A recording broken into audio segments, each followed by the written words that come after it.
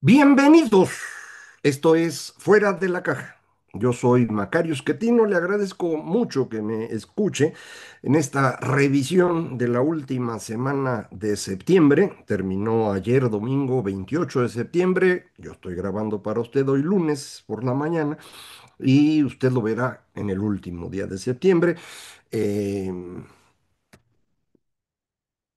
Ya salió el nuevo libro, Conspiraciones, México a través de 6 siglos, que estaré comentando con usted si le interesa los jueves en el segmento de largo aliento. Este jueves voy a presentar la idea general del libro, por qué lo escribí, qué quise encontrar, etcétera. Y a partir de ahí, con muchísimo gusto, estaré revisándolo más o menos sección por sección, de manera que si alguien lo quiere empezar a leer y comentar poco a poco estas secciones, yo retomaré esos comentarios para aclarar o para ampliar las dudas, como siempre se dice. Em, el libro está disponible en versión electrónica, en contra de lo que había ocurrido en ocasiones anteriores. Ahora la editorial decidió publicar al mismo tiempo la versión electrónica y la versión física. De hecho, la electrónica pues está disponible instantáneamente, mientras que la versión física empiezan a repartir mañana, hasta donde entiendo. Eh, Algunas personas han ido a librerías a buscar un ejemplar y no encuentran porque pues van a estar entregando a partir insisto, de mañana, así que las librerías lo tendrán en físico a partir del 1 de octubre. Eh, para el que le interese, e insisto, con gran gusto voy a tratar de platicar con ustedes qué quise hacer, qué encontré, bueno, cualquier comentario o crítica, como saben, siempre es bienvenido. Bueno, regresémonos a lo que nos toca hoy, que es la revisión de esta semana, una semana en la cual continúan varios de los procesos que hemos estado viendo, el que corresponde aquí a la política nacional, ya lo sabe usted, es pues este desastre que nos dejó el gobierno anterior en prácticamente todo. Eh, Sigue habiendo una mejoría en términos de ingresos de las personas, eso es evidente, es claro, en parte motivado por el incremento al salario mínimo, que yo insisto, dejó de ser razonable a partir de 2023. Todo lo anterior estaba muy bien porque se estaba reconociendo que en los hechos el mercado estaba pagando el equivalente a 2 salarios mínimos como piso. Era raro encontrar a alguien que ganara menos de eso cuando empezó el cambio para permitirle al salario mínimo crecer. Recuerda usted, había que quitar la trama de conexiones que tenían al salario mínimo como referencia, contratos, arreglos, las rentas que se decían, bueno, van a subir lo que suba el salario mínimo o vale tantos salarios mínimos. Hubo que quitar todo eso, se hizo en el gobierno de Peña Nieto, de manera que a partir de 2017 ya se podía empezar a subir el mínimo con más rapidez sin que eso causara un desastre en la economía. Eso se aprovechó durante el gobierno de López Obrador, insisto, de manera correcta hasta 2022. A mediados de ese año ya el salario mínimo era equivalente a 2 veces el que se tenía en 2016, corrigiendo inflación. Entonces ahí estaba bien. A partir de ahí, el incremento al mínimo debió haber sido moderado. No fue así, porque pues venía la elección y lo que le importaba al señor López era ganar la elección. Así que presionó a los empresarios para que subieran más rápido de lo debido. Al mismo tiempo estaban invirtiendo mucho en sus obras magnas, en particular Dos Bocas y Tren Maya, y estaban repartiendo dinero a pasto, ¿no? Incrementaron muchísimo las pensiones y esta combinación, bueno, pues permitía que la economía más o menos creciera, ¿no? no es que creciera mucho, pero comparado con lo que había crecido los primeros 4 años, 3 años y medio de López Obrador, pues ya era un crecimiento significativo y pues aguantaba estos aumentos al mínimo más allá de lo lógico. Una vez que esto se acaba en la elección, la economía se empieza a venir para abajo y entonces los empresarios ya no pueden sostener ese mínimo que habían elevado y empiezan a despedir gente. Y eso es lo que estamos viendo, una caída en la generación de empleo, que ya está en términos anuales en el terreno negativo, y que probablemente continúe así porque ya lo hemos platicado, no hay ninguna señal de que se pueda revertir este deterioro paulatino de la economía. Insisto, no es una crisis económica como las que estamos acostumbrados, sobre todo los viejitos que nos tocaron, las de 76, 82, 87, 95, esas eran otro tipo de crisis, cuando teníamos tipo de cambio fijo, cuando nos quedábamos sin dólares y por eso se ajustaba el valor y por eso muchas personas asocian una crisis económica al valor del dólar. Y dicen, pues, ¿cómo es posible que esté mejorando el valor del dólar? Y tú dices que hay crisis. Primero, insisto, no hay una crisis económica, hay un deterioro económico. Hay una crisis fiscal, el gobierno no tiene dinero. ¿Por qué el tipo de cambio no responde? Pues porque no responde a lo que pasa en México, responde a lo que pasa en el sistema financiero global. Y en ese sistema financiero global, el dólar ha estado perdiendo valor frente a todas las monedas. En el transcurso de este año, el dólar ha perdido 10% de su valor frente a las monedas importantes. Contra el peso ha perdido 11%. Entonces, 90% del efecto, digamos, viene de cosas que no están en nuestras manos. Así que pues ya no le asocie usted el tipo de cambio a la crisis, no, no es eso. Pero bueno, este deterioro, insisto, continúa. Y esto pues implica que la única cosa buena que habíamos tenido en el gobierno anterior ya se está acabando, todas las demás son malas. Ya no entro en detalle, si quiere usted verlo, mi artículo de hoy en el Financiero. Puse un poco de detalle en materia de infraestructura, ya habíamos hablado de salud, de educación, el terrible desastre que traemos en agricultura también es producto de un menor presupuesto en esa secretaría que le ha costado mucho al organismo que se encarga de la sanidad animal, Senacica, que pues se está reflejando, entre otras cosas, con el tema del gusano barrenador, pero insisto, ya no me meto en eso. Lo más grave es que no solo usó el señor López Obrador el presupuesto público, el poder de la presidencia para alterar la voluntad de los mexicanos, repartiendo dinero y comprando votos, sino que además, pues, parece haber encabezado, parece porque no tenemos evidencia directa de que él haya sido, parece haber encabezado un sistema de corrupción eh, en conjunto con el crimen organizado. Ese es el tema del contrabando de combustible, conocido como huachicol fiscal, y es el tema también de su secretario de Gobernación, que cuando era gobernador de Tabasco puso como responsable de seguridad pública a alguien que resultó ser el líder del cártel en Tabasco, la Barredora, que ya fue detenido y que, bueno, ese es lo que estábamos viendo, pero además en esta semana se hizo público que el señor Adán Augusto tuvo ingresos por 70 y cachito millones de pesos los últimos 2 años. eh, y dice uno, ¿y de dónde, güey? No, pues es que son servicios profesionales, pero pues no puede ser al mismo tiempo secretario de Gobernación o senador y estar teniendo chambitas, ¿no? Eso no se puede. Pero él sí pudo y ahí está. Y además pagó impuestos, dice, pero pagó re poquito. Entonces, ¿por qué él paga poquito y yo no? ¿O usted? Pues ese es el tema, ¿no? Entonces se le está viniendo el mundo encima al señor Adán Augusto, pero parece que la señora Sheinbaum no va a hacer mucho. Otra vez hoy en la mañana volvió a defenderlo. En el fondo, pues no sé si no quiere, no puede removerlo, ahí va a seguir, ¿no? Platicábamos también la semana pasada acerca de lo que ocurre en el resto del mundo.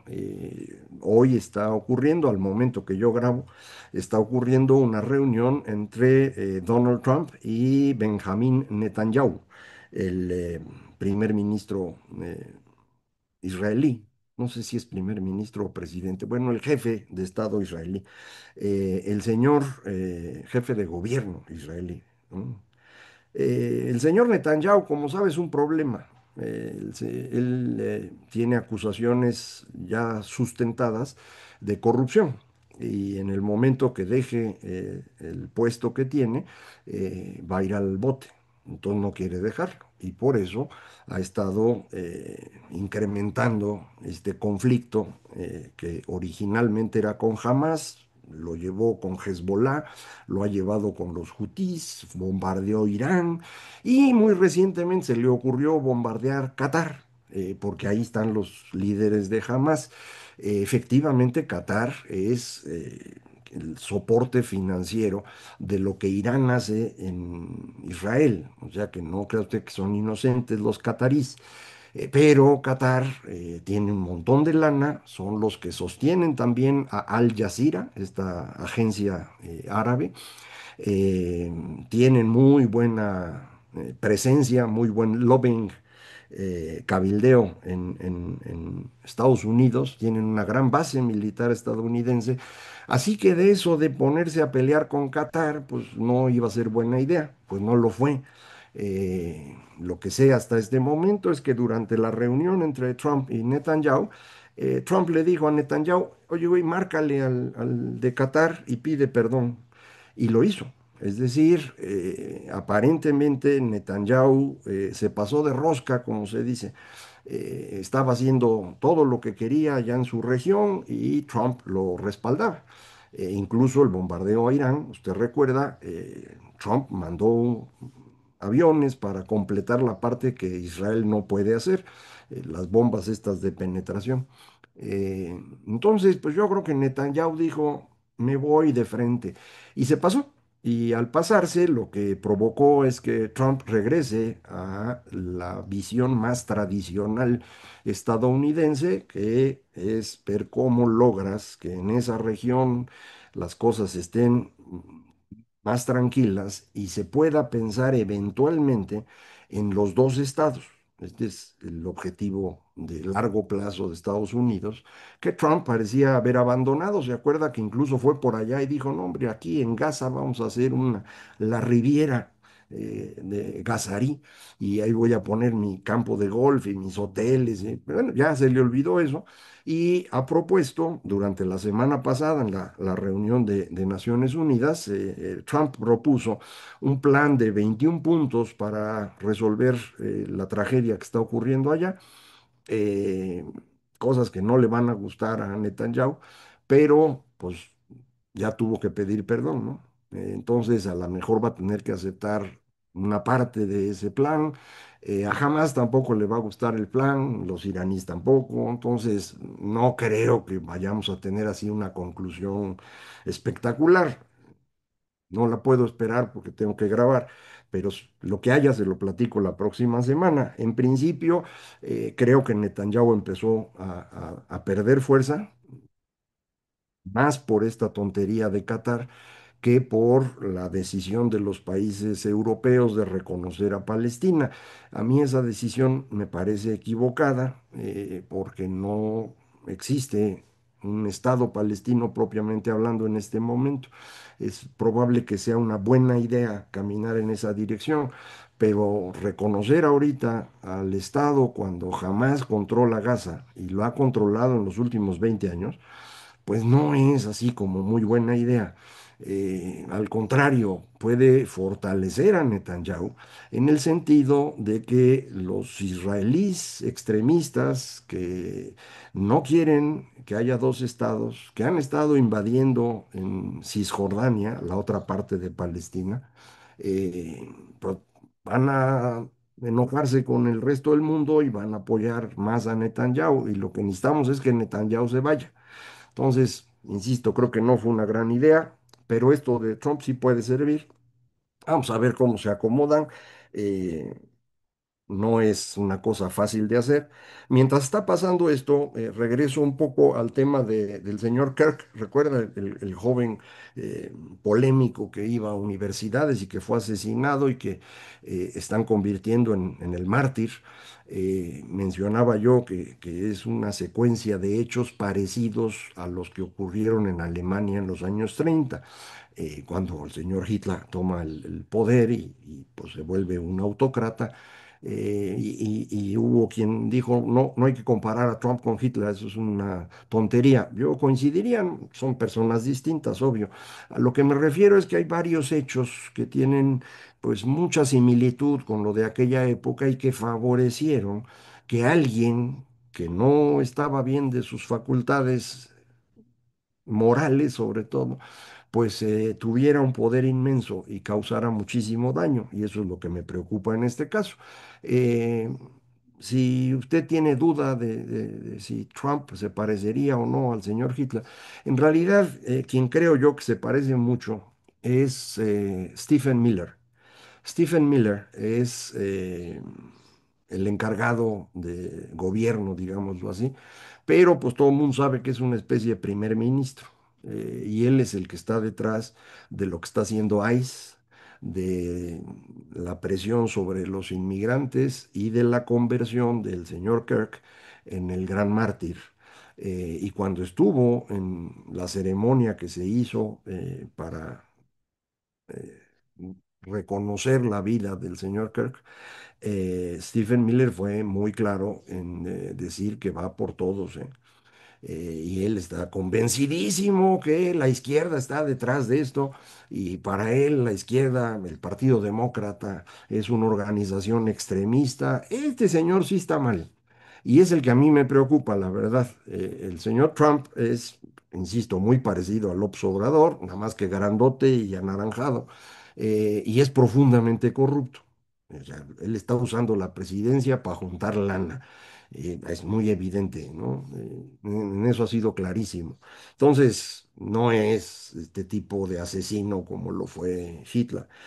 Pero de Stephen Miller yo tengo mis dudas, ¿eh? Ese sí es un extremista y por eso mi preocupación con lo que ocurre ahí. Eh, yo sé que muchos son seguidores de Trump, que muchos incluso creen que el señor Trump va a venir a resolver los problemas de México y yo la verdad no percibo nada de eso y por eso me preocupa. Eh, Hace rato que hablaba yo de economía, olvidé comentarle, en la semana salieron los datos de actividad económica del mes de julio. Malos, malos, malos, malos, malos. Peor de lo que apuntaba el indicador oportuno. En el indicador oportuno se hablaba de una contracción de medio punto, fue de casi un punto completo. Entonces, un dato malo. Hay quien dice, bueno, pero es el sector primario. No, en realidad, sector primario sí cayó, pero es muy chiquito, representa 3% de la economía. La caída importante que no esperábamos ocurrió en servicios. No está en terreno negativo aún, esto es importante. Esa es la razón por la cual, a pesar de que estamos en este deterioro continuo, se resisten a llamarlo recesión. Si lo ve uno en el caso de los servicios, tienen razón, ¿eh? Los servicios no han entrado en terreno negativo, están creciendo menos que antes, ahí andan dando vueltecitas en el 1% anual. Eso a veces compensa las caídas de la industria, a veces no, en julio no. Entonces, pues, ¿qué va a pasar en los siguientes meses? Tenemos algunos datos de agosto, la producción de petróleo volvió a caer, no creo que haya mejorado electricidad. eh, Sabemos que manufacturas está teniendo dificultades. Hubo un pequeño repunte en autos, pero una gran caída en vehículos pesados. Entonces, pues hay que esperar para tener una idea más clara. Yo insistiría que estamos en este proceso que no tiene cómo revertirse. Y último punto, lo de Ucrania, que pues todo el mundo ya se le olvidó, ya se concentraron todos en defender a Palestina y pues se les olvida que la invasión de Rusia a Ucrania, pues está matando civiles, está atacando escuelas y hospitales, está secuestrando niños y pues a mí me parece que si le aplica uno este criterio a Israel de lo que hace en Palestina, pues hay que aplicárselo a Rusia en Ucrania. Por alguna razón, de un lado lo cuentan, del otro no, y bueno, sobre todo de lo que pasa en África, nadie se entera. Y ahí sí las cosas están verdaderamente graves, pero pues ya ve, la televisión no llega tan lejos. Pero bueno, vamos a ver qué ocurre esta semana. Acuérdese, octubre es un mes de nerviosismo general. Yo no sé si es un tema de las estaciones y como en el otoño pues se caen las hojitas, también se caen los mercados financieros, o la gente se pone a ver el béisbol porque es el mes bueno para el béisbol. Entonces, pues vamos a ver qué es lo que octubre nos trae. Muchísimas gracias. Esto fue Fuera de la Caja.